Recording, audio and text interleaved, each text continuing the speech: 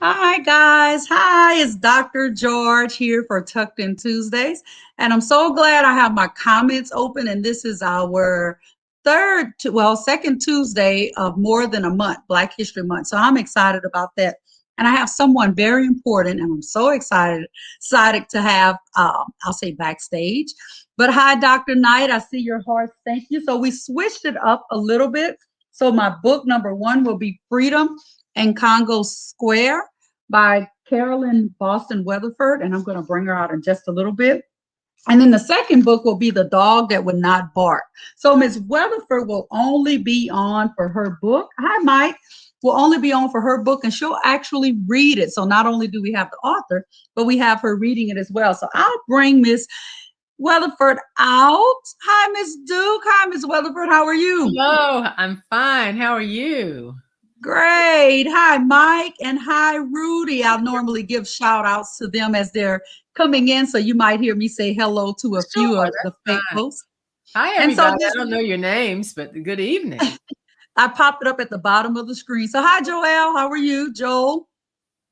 So I say hello to them. So Freedom in Congo Square. So this book was granted permission by HarperCollins, and I was able to locate the author. And I'm so excited about your book. Hi, Adam. Hi, B. So I'm really, really excited, Ms. Weatherford, because when I was little, I would go around to the libraries and find the Caldecott honor books and read them. It was a blue bonnet, a Caldecott honor book.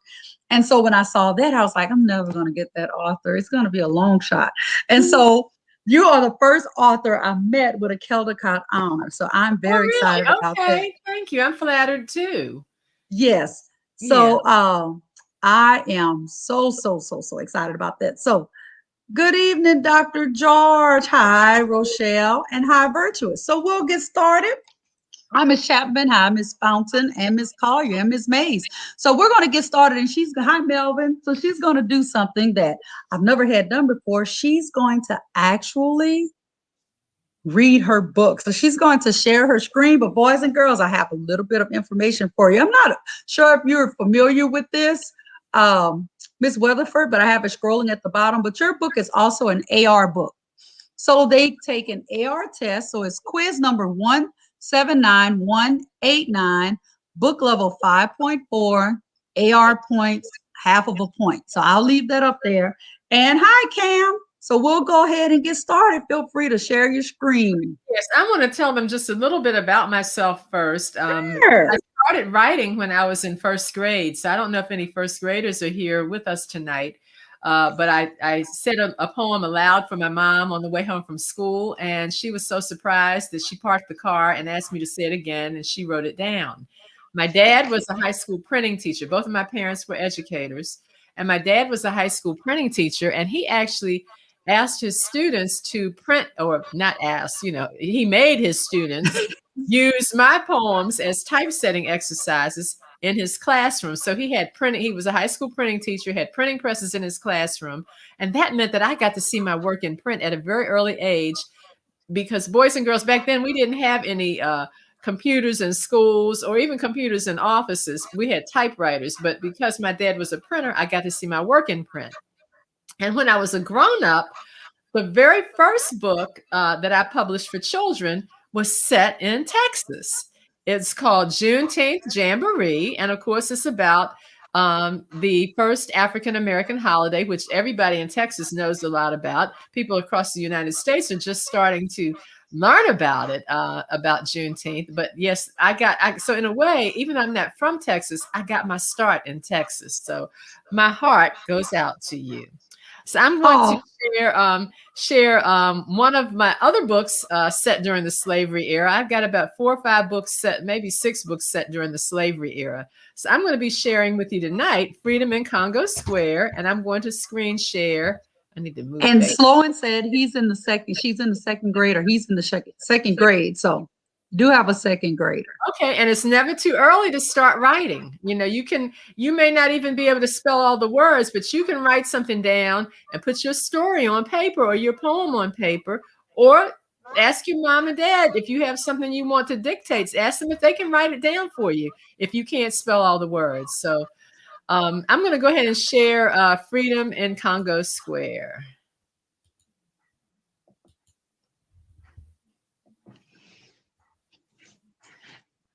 Freedom in Congo Square is illustrated by Gregory Christie, and it is our second book together. And boys and girls, what I'd like for you to do, when I raise my hand, when I raise this hand like this, I'll try to remember where to put the hand.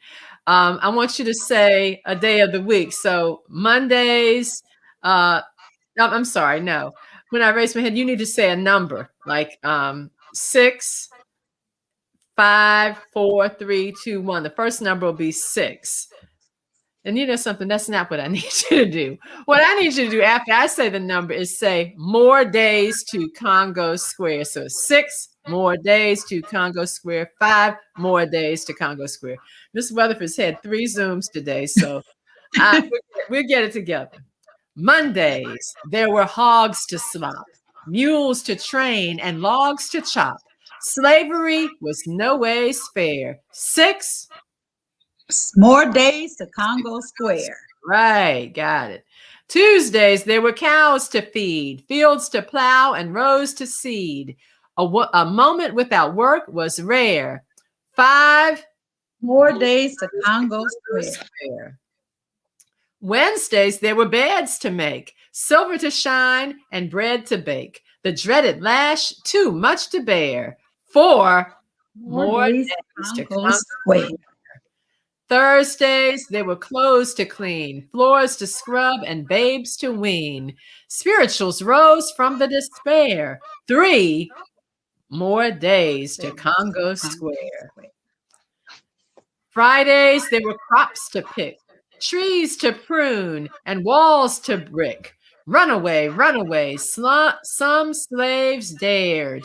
2 more days to Congo Square. Saturdays, there were beans to can, hens to pluck, and folks to fan. Freedom was slaves' ardent prayer. 1 more day to Congo Square. Week in, week out, from sun to sun, always more chores to be done. And even as the plantation slept, wood was on the fire kept. But Sunday was a day of rest when master charmed the weekend guest. Slaves had off one afternoon when the law allowed them to commune. They flocked to New Orleans, Congo Square. Sundays, slaves and free met there. It was a market and a gathering ground where African music could resound. Beneath the sun in the open air, the crowd abuzz with news to share. Grouped by nation, language, tribe, they drummed ancestral roots alive. They played triangles, gourds, and bells, bonzas, flutes, fiddles, and shells. Women in gauze, silk, and percale, men in fringe and furry tails shook tambourines and shouted chants as rhythms fueled a spirited dance. They danced as if they had no cares, half day, half free in Congo Square. This piece of earth was a world apart. Congo Square was freedom's heart. And that is Freedom in Congo Square, boys and girls. Thank you for listening. I'll stop sharing now. Thank you so much, Ms. Weatherford. So I have a couple of shout outs to do first, and then I have some questions. So hi, Ava, Ari, and Pop Pop.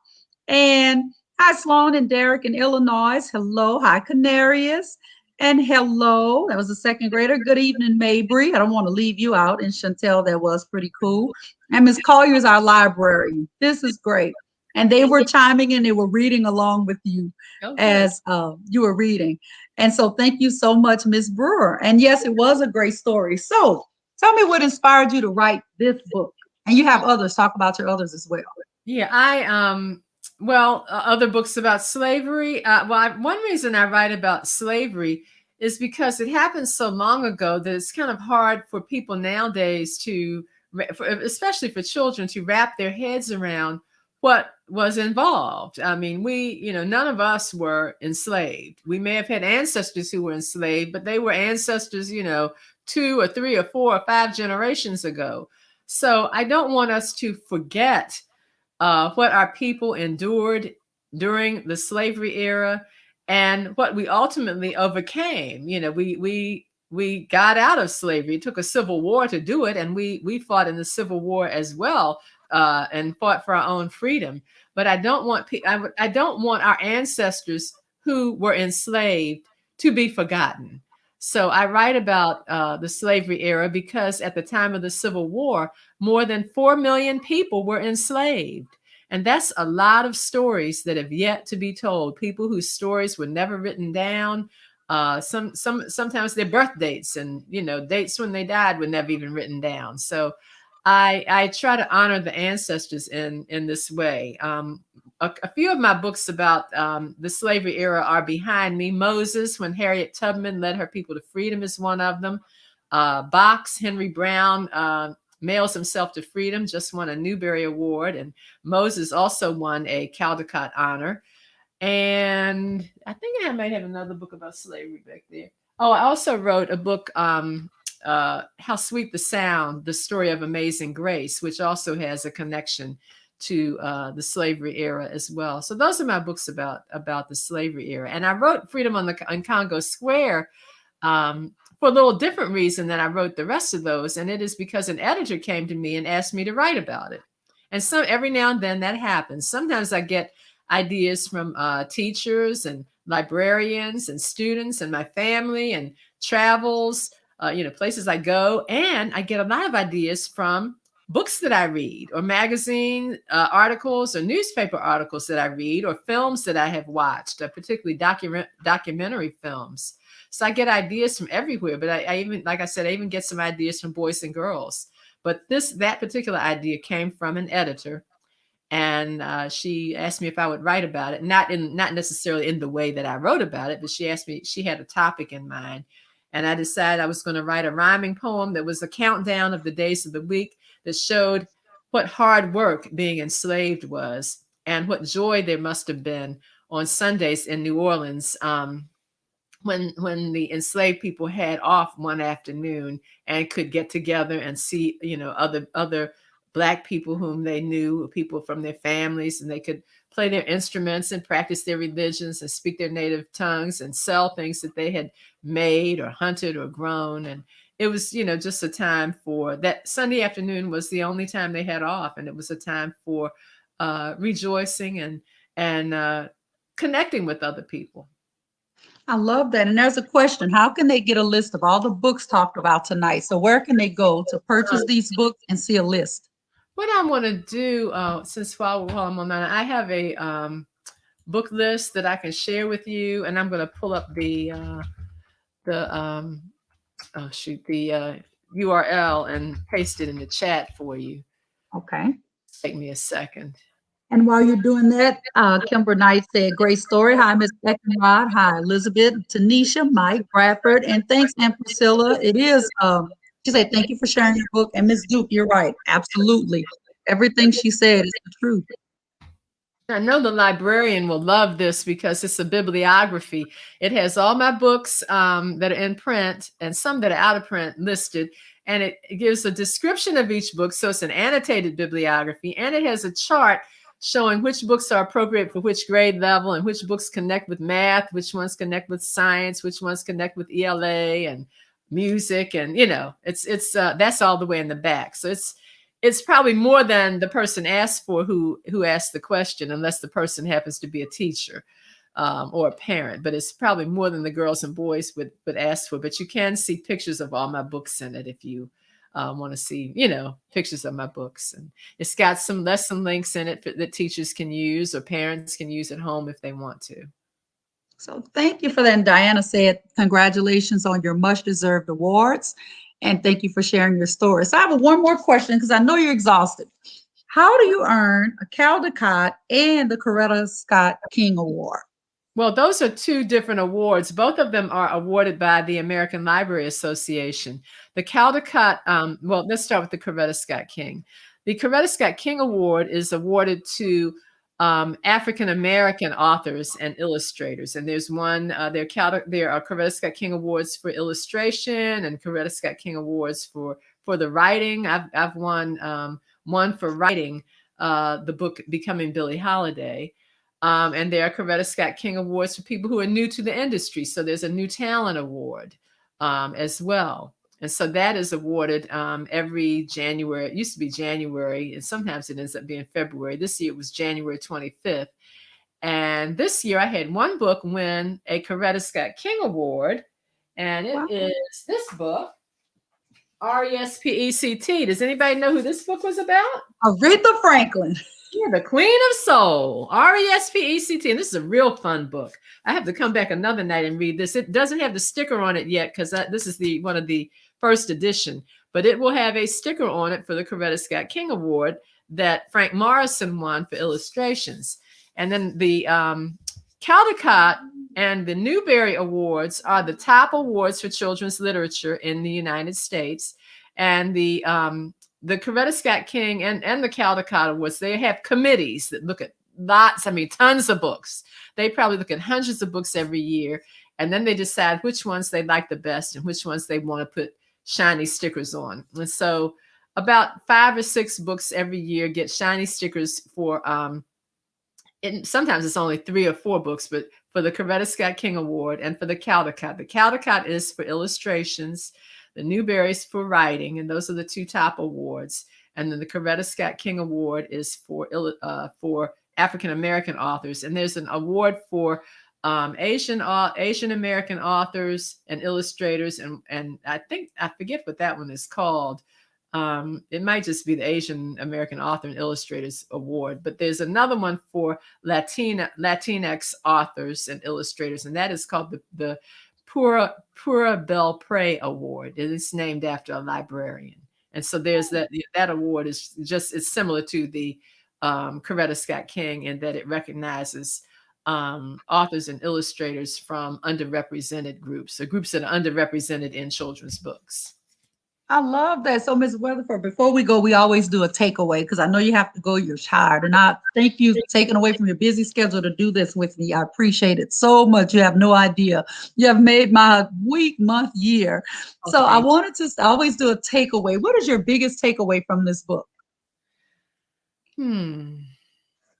My biggest takeaway, the biggest takeaway from this book is because Congo Square existed in New Orleans, where African Americans who were enslaved and free could get together on Sunday afternoons and share their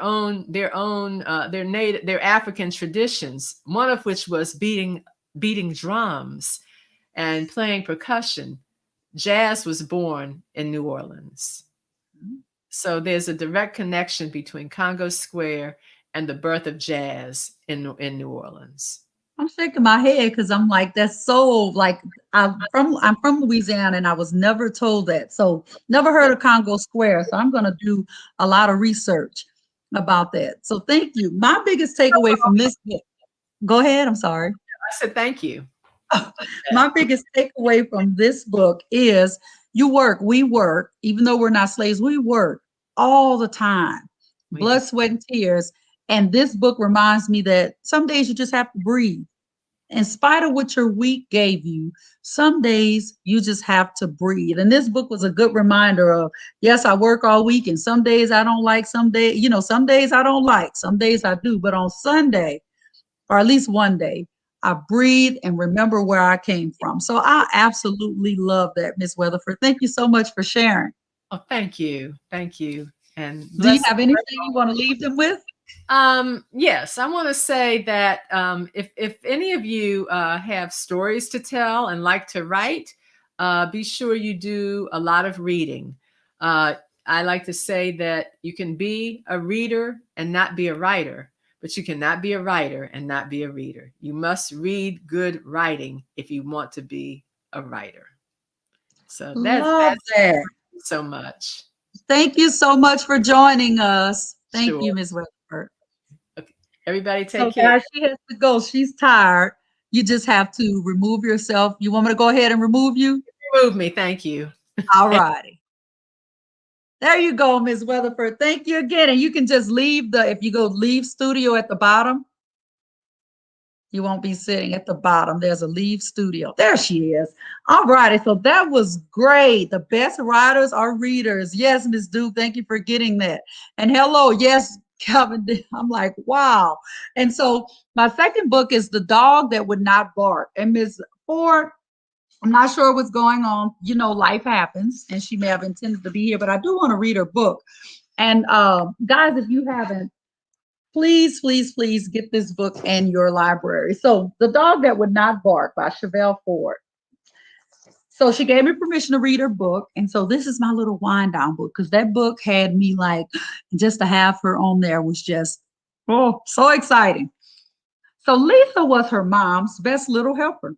She enjoyed helping her mom do the dishes and laundry, make the bed, vacuum the floor, dust the furniture, and even cook. So there she is helping with everything. Hi, Miss Stewart. Lisa was always happy to help her mom because she knew that as soon as all the chores were finished, they could get to the best part of the day, a morning walk around the lake. Lisa enjoyed when she and her mom went out walking because she got to see so many cool things and meet some really nice people. She would see people walking, running, and fishing by the lake. Some even fish from their boats.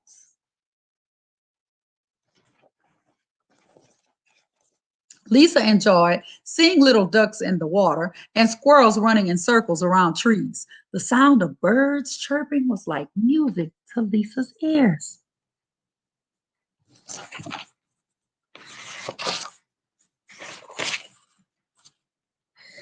One day, Lisa's mom decided to take a different route. Lisa eagerly sat up in her stroller to see what new things were ahead. These houses were huge. Each one had front yards the size of a football field and had beautiful fences, too. I like looking at neighborhoods like that. Then Lisa spotted a dog that kept running back and forth along the fence, but the dog didn't bark. Not once. Lisa was puzzled. Mom pointed to his collar as if to say that was the reason the dog couldn't bark. He had a shock collar on. Because of his collar, Lisa was confused. She began to think about other dogs that had a collar and still bark, like the one she saw in the fire truck and the one that was chasing the mailman and the one that was playing with the kids in the neighborhood, too. Oh, those dogs bark. Day after day, they would pass by the house and the dog would be so excited to see her, but he still wouldn't bark. He would run back and forth, wagging his tail until she and Mom were out of sight. But still, he would not bark. And you see all the seasons. Mom's changing. Then one day, as Lisa's mom turned the corner, they heard a sound. Lisa sat up in her stroller, her eyes shining. She couldn't believe what she was hearing. Woof, woof, woof.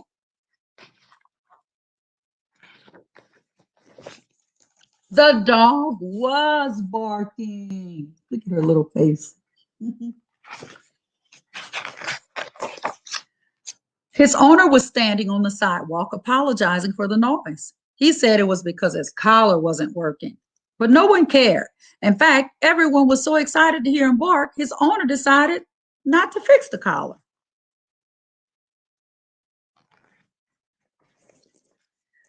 And every day when Lisa would pass by, her new friend would run, wag his tail, and bark to say hello.